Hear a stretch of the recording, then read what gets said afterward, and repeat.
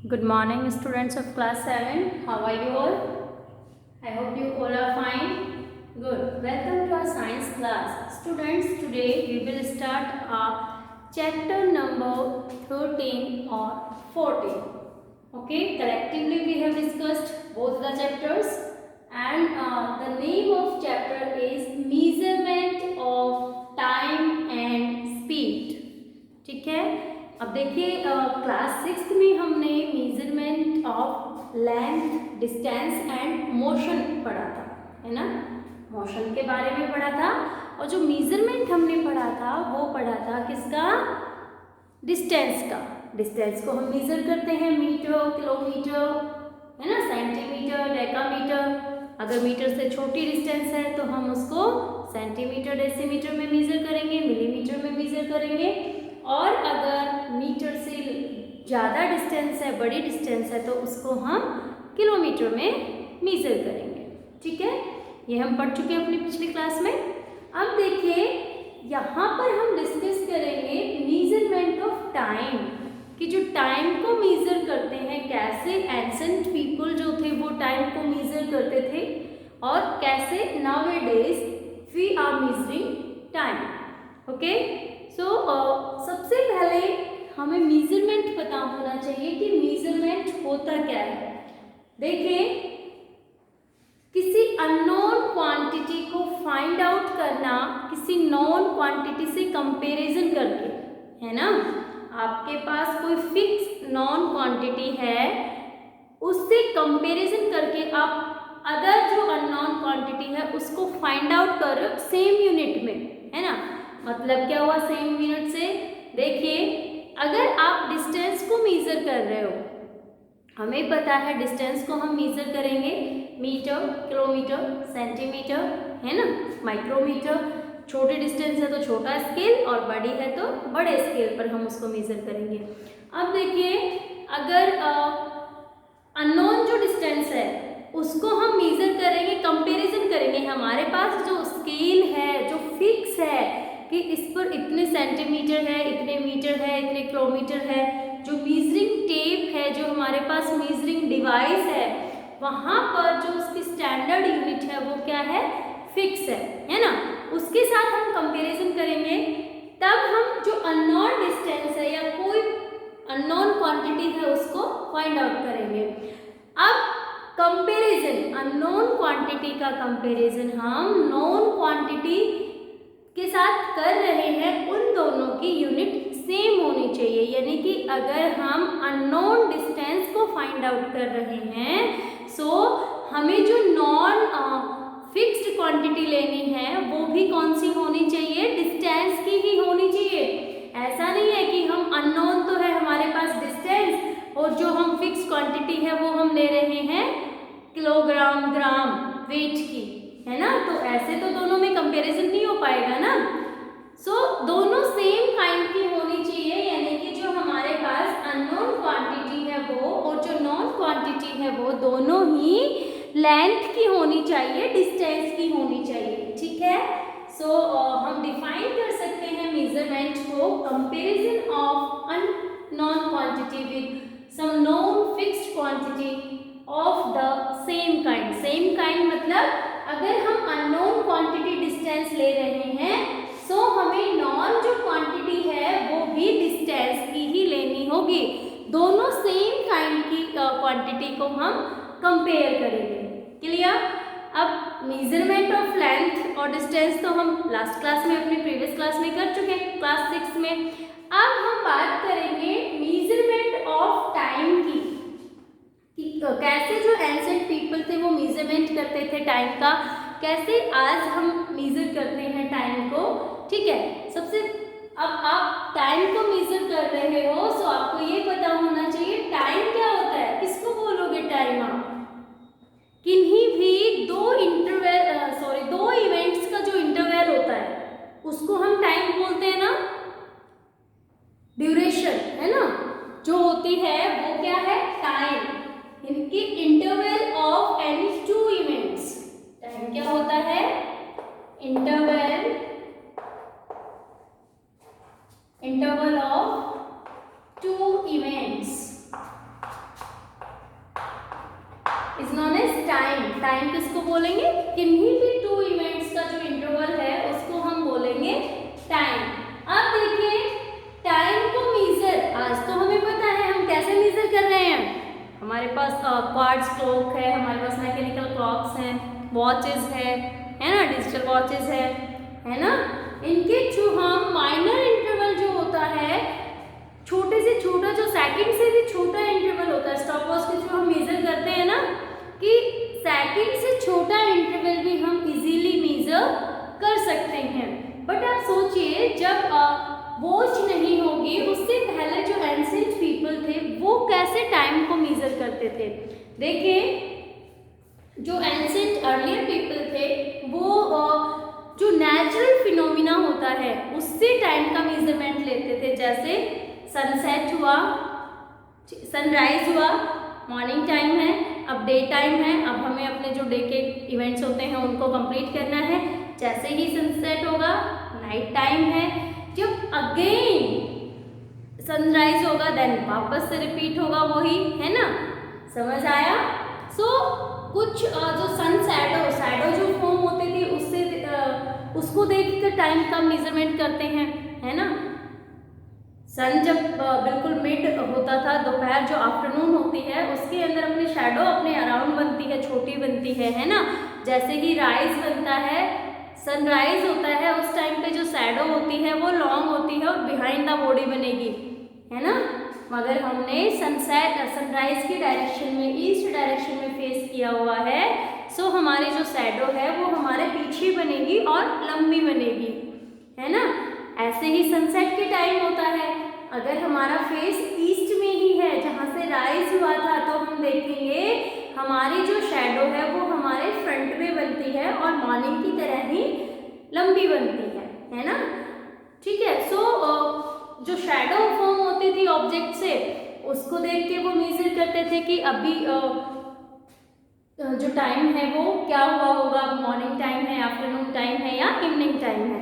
अब देखिए जो ये नेचुरल फिनोमिना था, अब डेज को अगर उनको काउंट करना था तो जो मून का राउंड होता है अर्थ के चारों तरफ, उसको देख के जो है ना पार्ट होते हैं ना 1 मंथ के, अपने जो 15 डेज में पूर्णिमा से कंप्लीट जब मून होगा पूर्णिमा को, उससे अगला जो कंप्लीट मून आएगा उसके बीच में 30 डेज होंगे, है ना, 1 मंथ कंप्लीट होगा। ऐसे जो नेचुरल फिनोमिना थे उनके कैलकुलेट करके, उनको देखकर वो ऑब्जर्व करते थे टाइम को। अब देखिए उस टाइम के अंदर जो क्या था, एक्यूरेसी नहीं थी, यानी कि जो बड़ा मोटा तो हम कैलकुलेट कर लेते थे, लेकिन जो माइनर इंटरवल होते थे लाइक कितने बजे से कितने मिनट, कितने सेकंड, और सेकंड से भी छोटे जो इंटरवल्स होते थे उनको मेजर नहीं कर पाते थे। ठीक है, क्लियर हुआ? अब देखिए उसके बाद धीरे धीरे उन्होंने डिवाइसेस को बनाना स्टार्ट किया, तो बनाया सैंड क्लॉक को। किसको बनाया? Sand clock. सैंड क्लॉक में देखो क्या होता है, इसके अंदर 2 चैम्बर्स होते हैं। तो सैंड क्लॉक होती है उसमें 2 चैम्बर्स प्रेजेंट होते हैं।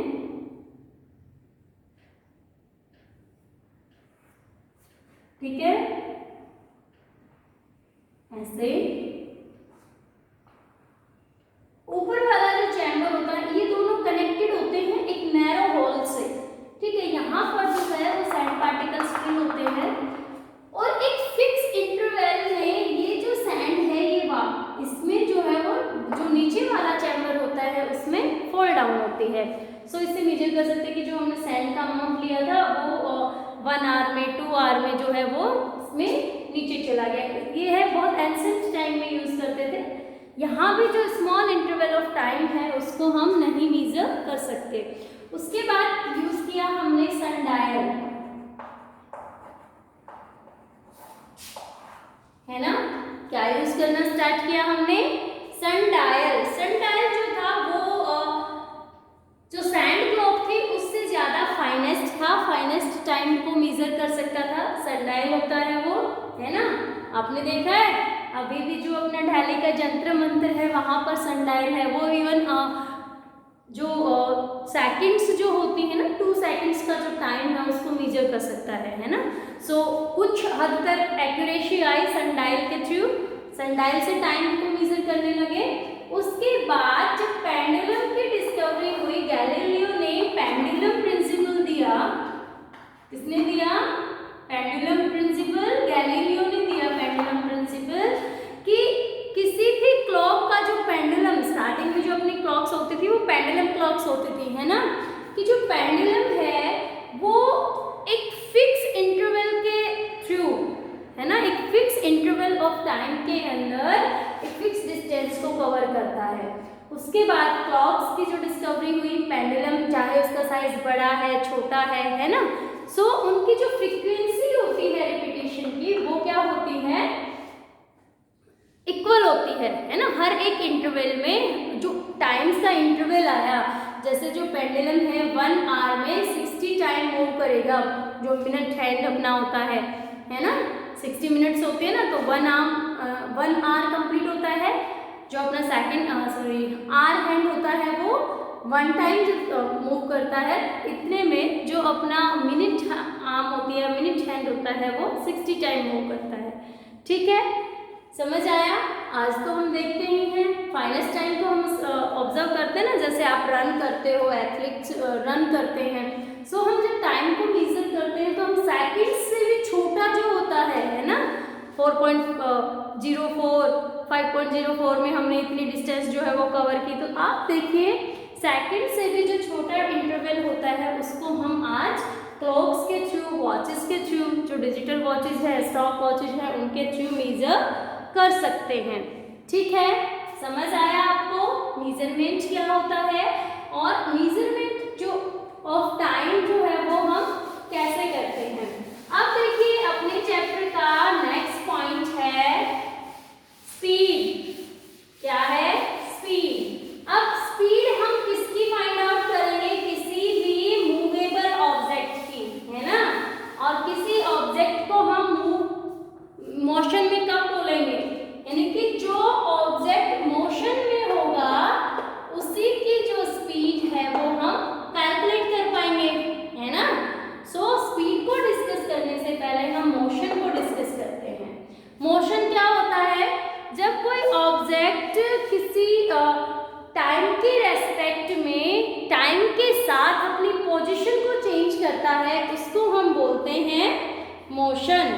किसको बोलेंगे motion?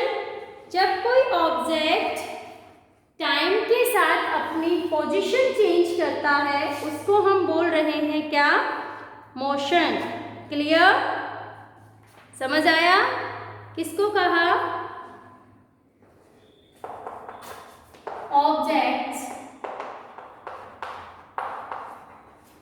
that change their position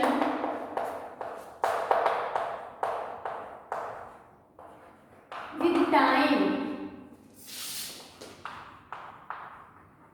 are said to be in motion.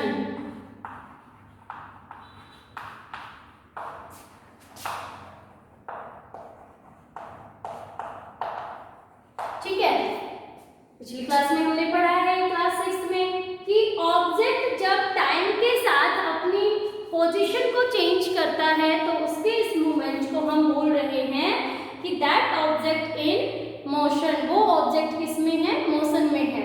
Clear? अब बात आती है मोशन के टाइप्स। हमने वेरियस जो टाइप्स थे वो डिस्कस किए हैं। कौन कौन से?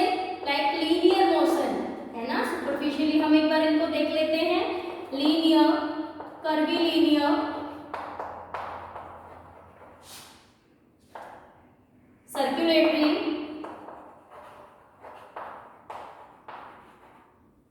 रोटेटरी, है ना। These are the various types of motion depend upon the path of the moving object. Oscillatory,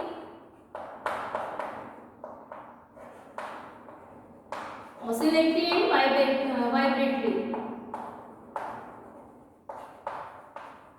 ठीक है, उसके अलावा रोलिंग मोशन,